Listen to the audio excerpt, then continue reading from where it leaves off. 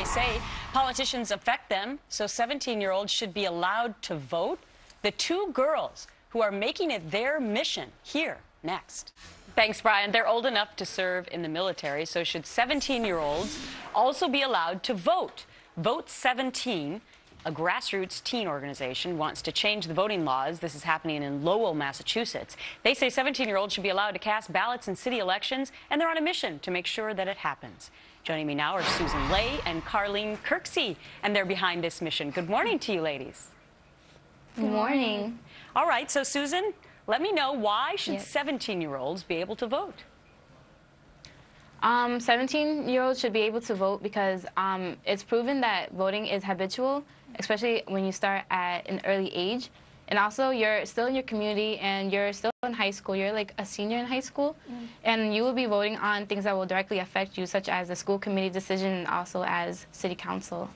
Right, so the interesting thing here, Carlene, is that you would only be able, if this passes, you would only be able to vote as a 17-year-old in your city elections. So for municipal things, you argue, both of you, that when you turn 18, many people go away to college and they're more transitional.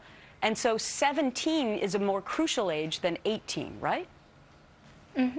Yes, we believe that when you're 17, since you are still in your community and you're still learning about the political process, and rather than when you're 18, you will be off to college and you'll be worried about what's going on in college and what's going on in the other city that you will be you will now call your home. So we feel like being able to get the 17-year-olds while they're still in their community will be able to increase the voter turnout, increase civic engagement, and increase youth voices so they can be more involved in their community and in their schools. All right, so if we look at the recent registered voters in your town of Lowell, Massachusetts, it's not that great. It's right around 50%.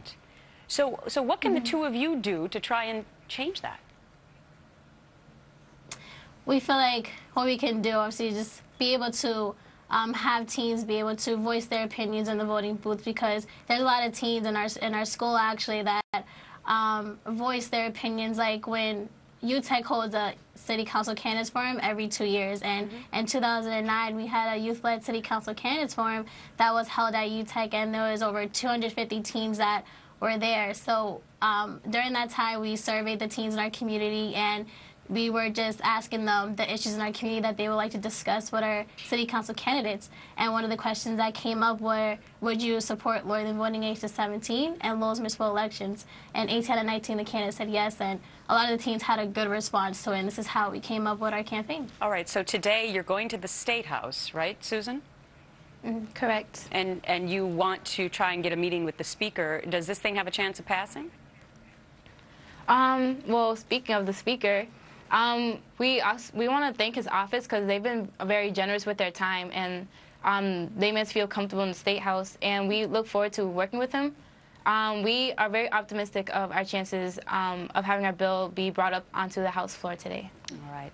Well, congratulations to both of you for being so active in your community, and we'll continue to follow your story to see if it actually comes to reality. Susan Lay and Carlene Kirksey, good to see you this morning. Good luck. Thank you. That's great, isn't it? Teens who are getting active in their community.